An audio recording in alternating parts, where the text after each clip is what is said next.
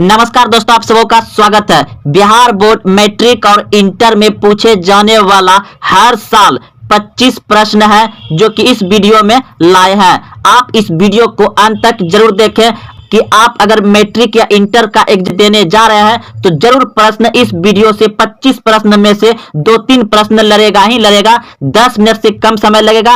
आप इस वीडियो को अंत तक जरूर देखें। और हाँ, अगर आप पहले से जान रहे हैं तो कमेंट में उत्तर जरूर दीजिए। तो चलते हैं प्रश्न की ओर।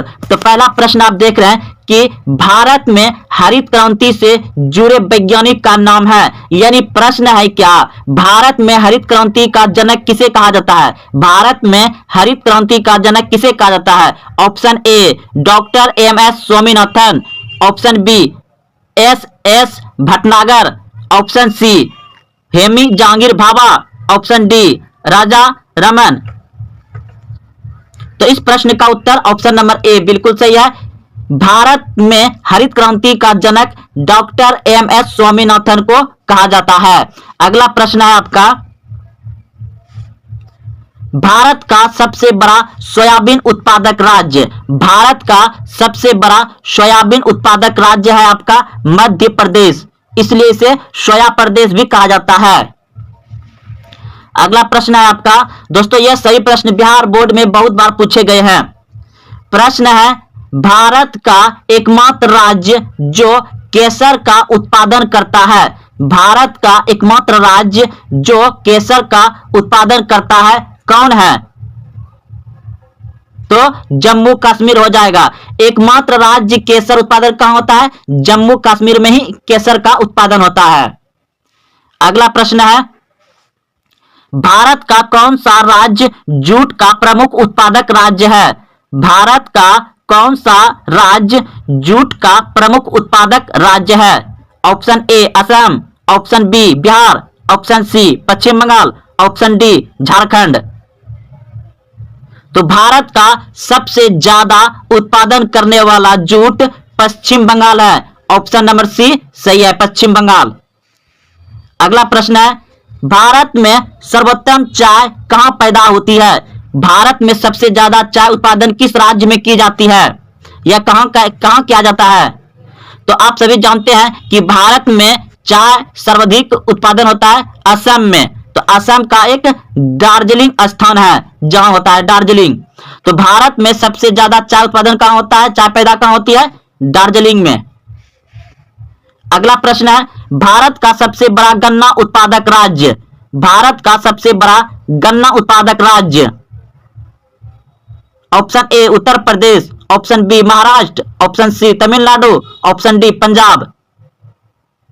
तो भारत का सबसे बड़ा गन्ना उत्पादक राज्य आपका महाराष्ट्र, ऑप्शन नंबर बी। अगला प्रश्न है आपका, श्वेत क्रांति किससे संबंधित है? श्वेत क्रांति किससे संबंधित है? तो श्वेत क्रांति संबंधित है दूध उत्पादन से। ऑप्शन नंबर बी सही है, दूध उत्पादन से। अगला प्रश्न है, ऑपरेशन फ्लड का संबंध है। ऑपरेशन फ्लड का संबंध है दूध उत्पादन से। ऑप्शन नंबर डी सही है, दूध उत्पादन से। प्रश्न है, दूध उत्पादन के क्षेत्र में श्वेत क्रांति लाने का श्रेय किसे जाता है? दूध उत्पादन के क्षेत्र में श्वेत क्रांति लाने का श्रेय किसे जाता है? तो ऑप्शन नंबर बी बिल्कुल सही है, डॉक्टर वर्जी कुरियन। डॉक्टर वर्जी कुरियन को जाता है। प्रश्न है, गुलाबी क्रांति का संबंध किससे है? गुलाबी क्रांति का संबंध किससे है? टमाटर उत्पादन से, झींगा उत्पादन से, ऑप्शन सी मांस उत्पादन से, ऑप्शन डी। तो इस प्रश्न का उत्तर हो जाएगा आपका ऑप्शन नंबर सी बिल्कुल सही है, झींगा उत्पादन से। गुलाबी क्रांति किससे संबंधित है? झींगा उत्पादन से।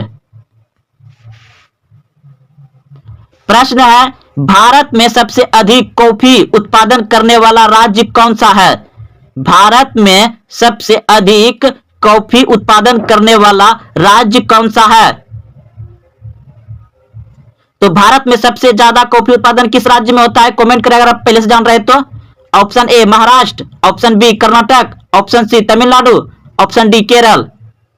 तो भारत में सबसे ज्यादा कॉफी उत्पादन होता है कर्नाटक में। ऑप्शन नंबर बी सही है, कर्नाटक। अगला प्रश्न है आपका दोस्तों, देखिए टिक लगा हुआ है, आप सभी तो समझ गए होंगे। नेताजी सुभाष चंद्र बोस हवाई अड्डा कहां है? दोस्तों यह प्रश्न बहुत बार पूछा गया है, मैट्रिक और इंटर में। नहीं विश्वास है तो आप क्वेश्चन बैंक उल्टा करके देखें। प्रश्न है कि नेताजी सुभाष चंद्र बोस हवाई अड्डा कहां है? नेताजी सुभाष चंद्र बोस हवाई अड्डा कहां है? तो कोलकाता में। पहले से टिक लगा हुआ दोस्तों, आप लोग समझ गए होंगे। अगला प्रश्न है, भारत का सबसे बड़ा बंदरगाह कौन सा है? तो भारत का सबसे बड़ा बंदरगाह है आपका मुंबई। भारत का सबसे बड़ा बंदरगाह कौन सा है? मुंबई। प्रश्न है, भारत में पहली बार जनगणना कब हुई थी? भारत में पहली बार जनगणना कब हुई थी? तो आपके सामने आंसर लगा हुआ है, ठीक दोस्तों, 1872। दोस्तों जो ये याद किया था ना, उसने ये टिक लगा दिया है। अब इसको मिटा करके बना देंगे। तो आप लोग समझ गए होंगे, आप लोग पहले से भी जानते होंगे। बहुत ही अच्छा प्रश्न था। भारत में पहली बार जनगणना कब हुआ था? 1872 ईस्वी में। याद रखिएगा, क्योंकि यह बिहार बोर्ड मैट्रिक और इंटर में पूछे जाने वाला प्रश्न है। प्रश्न है, भारत में पहली बार जनगणना किस वायसराय के शासन काल में हुआ था? भारत में पहली बार जनगणना किस वायसराय के कार्यकाल में हुआ था? तो भारत में सबसे पहली बार जनगणना 1872 में हुआ था, लॉर्ड मेयो के शासनकाल में। लॉर्ड मेयो, याद रखिएगा, लॉर्ड मेयो के शासनकाल में भारत में पहली बार जनगणना हुआ था 1872 में। अगला प्रश्न है आपका, भारत में जनगणना का क्रमवार कब से प्रति 10 वर्ष के अंतराल पर किया जा रहा है? यानी कि भारत में जनगणना जो होता है प्रत्येक कितने साल पे होता है? 10 साल पे होता है। तो अभी 2011 में जनगणना हुआ था और 2021 में तो लॉकडाउन लगा था, तो अभी जनगणना हो रहा होगा। तो भारत में जनगणना का क्रमवार आकलन कब से 10 वर्ष के अंतराल पर किया जा रहा है? तो ऑप्शन नंबर बी बिल्कुल सही है, 1881 ईस्वी में। 1881 ईस्वी में। अगला प्रश्न है, बाघ परियोजना प्रोजेक्ट टाइगर किस वर्ष प्रारंभ हुआ? बाघ परियोजना प्रोजेक्ट टाइगर किस वर्ष प्रारंभ हुआ? तो इस प्रश्न का उत्तर हो जाएगा आपका 1973 ईस्वी में। ऑप्शन नंबर बी बिल्कुल सही है, 1973 ईस्वी में।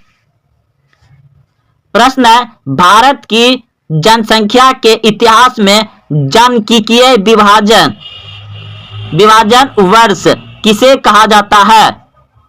तो 1921 ईस्वी में। अन्ना के दृष्टि से भारत का सबसे बड़ा राज्य है आपका उत्तर प्रदेश। भारत में सबसे ज्यादा जनसंख्या वाला राज्य कौन सा है? उत्तर प्रदेश। प्रश्न है, काली मिट्टी किस फसल की खेती के लिए सर्वाधिक उपयुक्त होती है? काली मिट्टी किस फसल की खेती के लिए सर्वाधिक उपयोगी होती है? तो काली मिट्टी कपास के लिए सर्वाधिक उपयोगी होती है। ऑप्शन नंबर बी सही है। प्रश्न है, रेगुर नाम है किसका?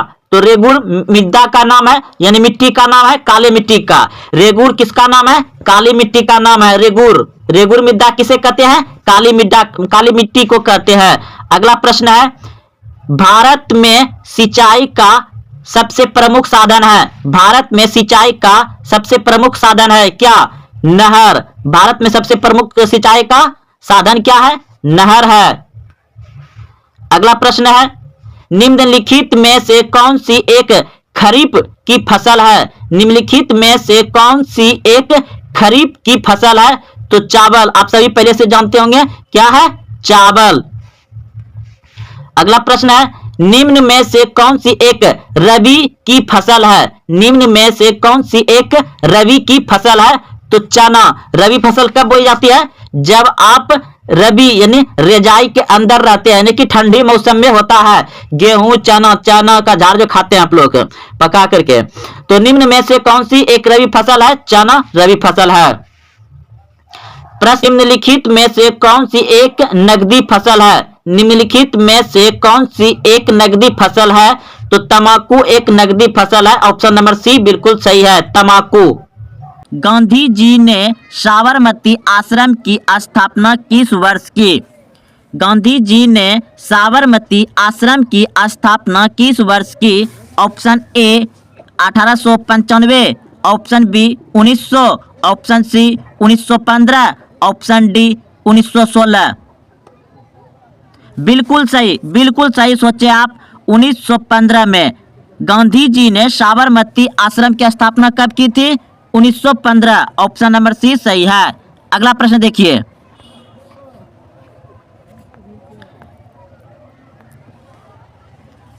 झारखंड राज्य का गठन कब हुआ था? झारखंड राज्य का गठन कब हुआ था? ऑप्शन ए 1 नवंबर 2000, ऑप्शन बी 9 नवंबर 2000, ऑप्शन सी 15 नवंबर 2000, ऑप्शन डी 15 नवंबर 2001। तो झारखंड राज्य का गठन हुआ था, ऑप्शन सी बिल्कुल सही सोचे, 9 नवंबर 2000 को। झारखंड राज्य कब बना? 9 नवंबर 2000 को। ऑप्शन बी सही है।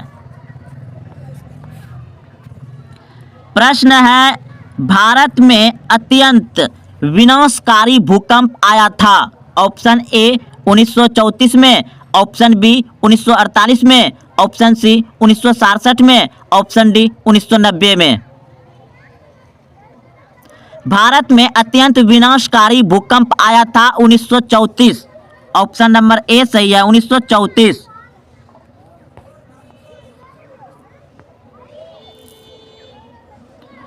प्रश्न है, नरेगा के अंतर्गत ग्रामीण मजदूरों को साल में कम से कम कितने दिनों के लिए रोजगार देने की व्यवस्था है?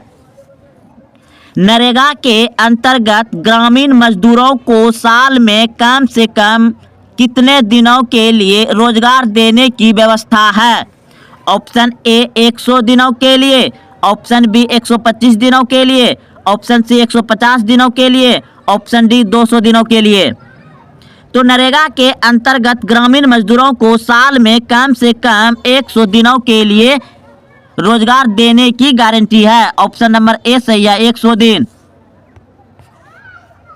विश्व व्यापार संगठन WTO की स्थापना कब हुई? विश्व व्यापार संगठन WTO की स्थापना कब हुई? Option A 1992, option B 1993, option C 1994, option D 1995। 1995 विश्व व्यापार संगठन की स्थापना कब हुआ था? 1995। ऑप्शन नंबर डी सही है। यूरोप का मरीज किसे कहा जाता है? यूरोप का मरीज किसे कहा जाता है? ऑप्शन ए तुर्की, option B Italy, option C England, option D France. Europe का मरीज कहा जाता है तुर्की। ऑप्शन नंबर ए सही है, तुर्की को। मंदार हिल किस राज्य में स्थित है? मंदार हिल या मंदार हिल पर्वत किस जिले में? राज्य पूछेगा तो बिहार पूछा गया, यहाँ पे जिला। मंदार हिल किस जिले में स्थित है? या आपको पूछेगा मंदार हिल पर्वत किस जिले में स्थित है? Option A Munger, option B Bhagalpur, option C Banka, option D Buxar. Mandar hill पर्वत या मंदार हिल बांका जिला में है। ऑप्शन नंबर सी सही है, बांका जिला, बांका।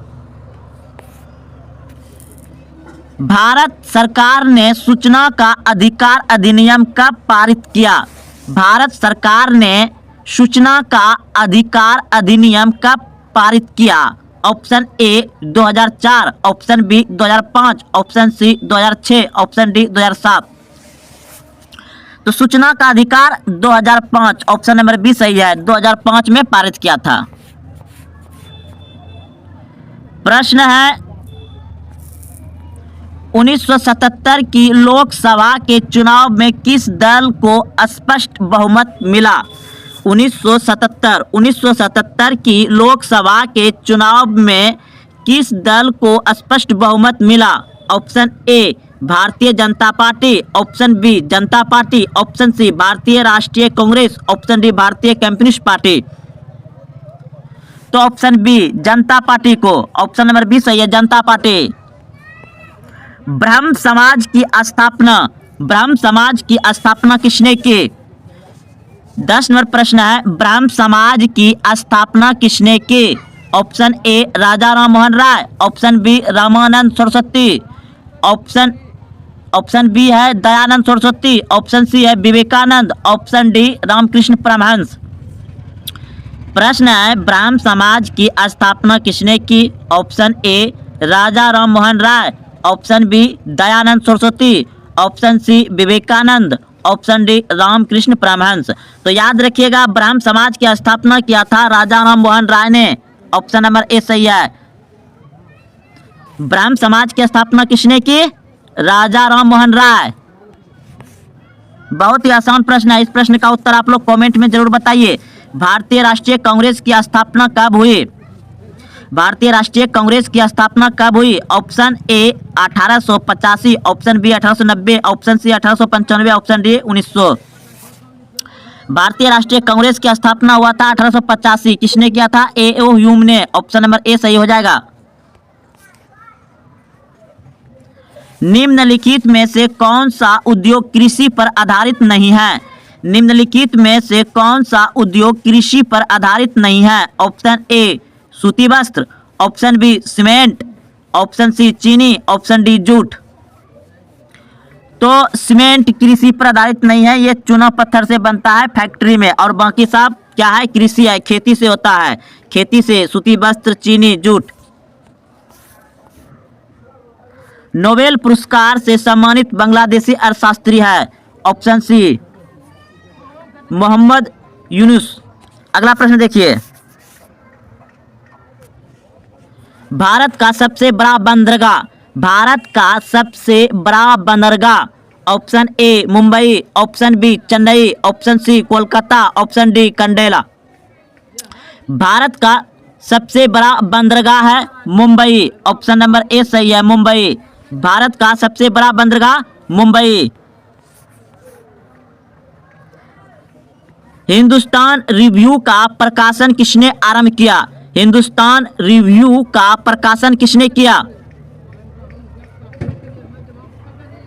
सच्चिदानंद सिन्हा। ऑप्शन नंबर डी सही है, सच्चिदानंद सिन्हा ने किया था। Option D. पटना में गोल घर किस उद्देश्य से बनाया गया था? पटना में गोल घर किस उद्देश्य से बनाया गया था? ऑप्शन ए सैनिक रखने के लिए, ऑप्शन बी अस्त्र शस्त्र रखने के लिए, ऑप्शन सी अनाज रखने के लिए, ऑप्शन डी पूजा करने के लिए। पटना में गोल घर बनाया गया था अनाज रखने के लिए। ऑप्शन नंबर सी सही है, अनाज रखने के लिए। नेपा नगर प्रसिद्ध है, नेपा नगर प्रसिद्ध है किस लिए? नेपा नगर प्रसिद्ध है किस लिए? चीनी के लिए, सीमेंट के लिए, अखबारी कागज के लिए, सूती कपड़ों के लिए।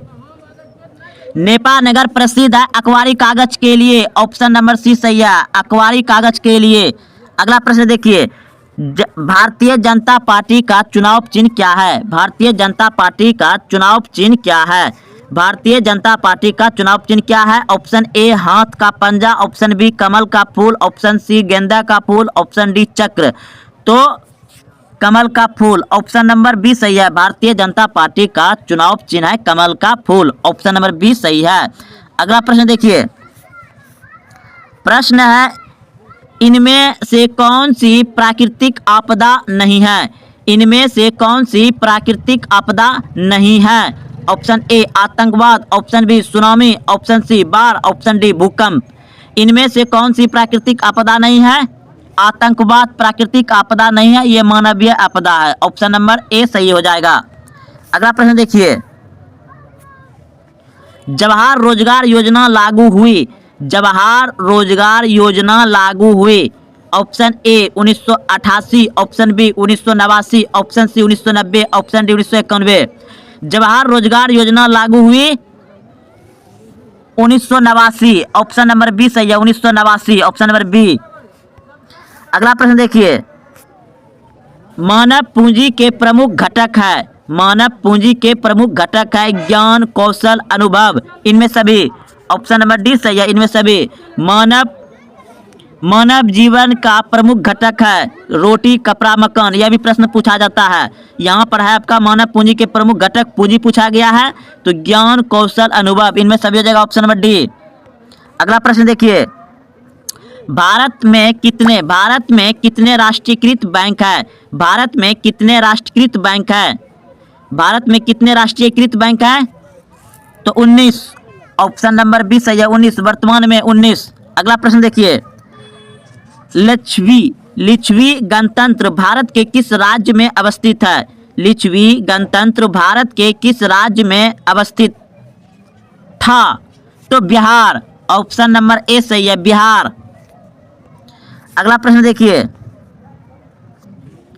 अंतर्राष्ट्रीय श्रमिक यानी कि मजदूर, अंतर्राष्ट्रीय मजदूर संगठन की स्थापना किस वर्ष हुई?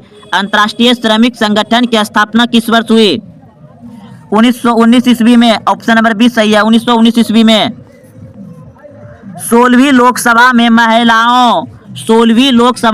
महिला सदस्य की संख्या कितनी है? 16वीं लोकसभा में महिला सदस्य की संख्या कितनी है? Option A 61, option B 63, option C 65, option D 67। 16वीं लोकसभा में महिला की सदस्यों की संख्या थी 61, ऑप्शन नंबर ए सही है, 61, ऑप्शन ए। प्रश्न है, निम्न में से कौन विदेशी बॉन्ड नहीं है? इस प्रश्न का उत्तर बताइएगा आप लोग। अगला प्रश्न देखिए, सर्वाधिक वर्षा होती है मौसिम राम में, यानी कि Mawsynram Meghalaya, option number D सही हो जाएगा। अगला प्रश्न देखिए, ग्राम कचहरी का प्रधान कौन होता है? ग्राम कचहरी का प्रधान कौन होता है? ऑप्शन ए पंच, option B sarpanch, option C प्रमुख, ऑप्शन डी न्यायमित्र। ग्राम कचहरी का प्रधान होता है सरपंच, ऑप्शन नंबर बी सही है, सरपंच, ऑप्शन नंबर बी। बहुत ही अच्छा और इम्पोर्टेंट प्रश्न, लोकतंत्र जनता के द्वारा और जनता के लिए शासन है, यह कथन किसका है? लोकतंत्र जनता के द्वारा और जनता के लिए शासन है, यह कथन किसका है? ऑप्शन ए अरस्तु, option B George Washington, option C Abraham Lincoln, option D Lord Bryce. तो जनता के लिए जो कथन कहा था अब्राहम लिंकन ने कहा था, क्या कहा था? लोकतंत्र जनता के द्वारा और जनता के लिए शासन है। लोकतंत्र जनता के द्वारा और जनता के लिए शासन है, किसने कहा था? Abraham Lincoln, option number C हो जाएगा, option number C Abraham Lincoln ने कहा था। अगला प्रश्न देखिए, कागज का आविष्कार किस देश में हुआ? कागज का आविष्कार किस देश में हुआ? कागज का आविष्कार हुआ है चीन में, रुपया पैसा का आविष्कार हुआ है चीन में, प्रिंटिंग मशीन का हुआ है चीन में, रेशम कपड़ा का आविष्कार हुआ है चीन में। अगला प्रश्न देखिए, 16वीं लोकसभा का चुनाव किस वर्ष हुआ था? 16वीं लोकसभा का चुनाव किस वर्ष हुआ था? 16वीं लोकसभा का चुनाव किस वर्ष हुआ था? Option A 2012, option B 2013, option C 2014, option D 2015। 16वीं लोकसभा का चुनाव हुआ था 2014 में, ऑप्शन सी 2014। अगला प्रश्न, सेफ्टी लैंप का आविष्कार किसने किया था? सेफ्टी लैंप का आविष्कार किसने किया था? बिल्कुल सही सोचे आप, बिल्कुल सही, हेम्फ्री डेवी ने किया था सेफ्टी लैंप का आविष्कार। अगला प्रश्न, यंग यूरोप का संस्थापक कौन था? यंग यूरोप का संस्थापक कौन था? Option A Mazzini, option B Garibaldi, option C Victor Emmanuel, option D Mussolini. Young Europe का संस्थापक था मेजनी, ऑप्शन ए सही है, मेजनी। अगला प्रश्न, इनमें से कौन सा सबसे लंबा राष्ट्रीय राजमार्ग है? इनमें से कौन सा सबसे लंबा राष्ट्रीय राजमार्ग है? राजमार्ग संख्या 2, राजमार्ग संख्या 3, राजमार्ग संख्या 5, राजमार्ग संख्या 7। तो सबसे लंबा राष्ट्रीय राजमार्ग है राजमार्ग संख्या 7, ऑप्शन नंबर डी सही है, संख्या 7। अगला प्रश्न, काली मिट्टी उपयुक्त है कपास के लिए? लीची के लिए, गेहूं के लिए, बजरा के लिए। काली मिट्टी उपयुक्त है कपास के लिए। ऑप्शन नंबर सी सही है। काली मिट्टी का दूसरा नाम रेगुर मिट्टी। काली मिट्टी कपास के लिए सर्वाधिक उपयोग है। दाल किस प्रोटीन अंश का स्रोत है? दाल किस प्रोटीन अंश का स्रोत है? तो प्रोटीन। दाल में क्या आता है? प्रोटीन। ऑप्शन नंबर बी सही है। अगला प्रश्न देखिए, भारत में योजना आयोग का गठन कब किया गया था? अब भारत में योजना आयोग को भांग कर उसमें क्या लाया गया है? नीति आयोग लाया गया है 2015 में। तो भारत में योजना आयोग का गठन हुआ था 15 मार्च 1950 को। अब इसके स्थान पर नीति आयोग लाया गया है। ऑप्शन नंबर ए सही हो जाएगा। भारत में योजना आयोग 15 मार्च 1950 को गठन किया गया था। अगला प्रश्न देखिए, कार्ल मार्क्स का जन्म कहाँ हुआ था? Germany, England, France, Poland. Karl Marx का जन्म हुआ था जर्मनी में। ऑप्शन नंबर ए सही है, जर्मनी में। अगला प्रश्न देखिए, पीतल बनाया जाता है तांबा से, जस्ता से, तांबा और जस्ता दोनों से। ऑप्शन डी तांबा, जस्ता और टीन से। तो पीतल बनाया जाता है तांबा और जस्ता से, तांबा और जस्ता दोनों से। ऑप्शन नंबर सी सही है, तांबा और जस्ता। अगला प्रश्न देखिए, इनमें से कौन सी प्राथमिक ऊर्जा नहीं है? इनमें से कौन सी प्राथमिक ऊर्जा नहीं है? प्राकृतिक गैस प्राथमिक ऊर्जा है, पेट्रोलियम प्राथमिक ऊर्जा है, कोयला प्राथमिक ऊर्जा है, विद्युत नवीकरणीय ऊर्जा है। ऑप्शन नंबर सी सही हो जाएगा, विद्युत प्राथमिक ऊर्जा नहीं है। तो दोस्तों यह सभी बिहार बोर्ड मैट्रिक फाइनल परीक्षा 2019 में पूछे गए प्रश्न पत्र थे, यानी क्वेश्चन बैंक थे। अगर आप देखते हुए यहाँ तक आए हैं तो अपने दोस्तों में शेयर करें, और हाँ, अभी तक वीडियो को लाइक नहीं किए तो वीडियो को लाइक करें और कमेंट करके बताएं कि आप अभी तक में कितने सही प्रश्न का उत्तर जान रहे थे। तो मिलते हैं फिर अगले वीडियो में। जय हिंद, जय भारत।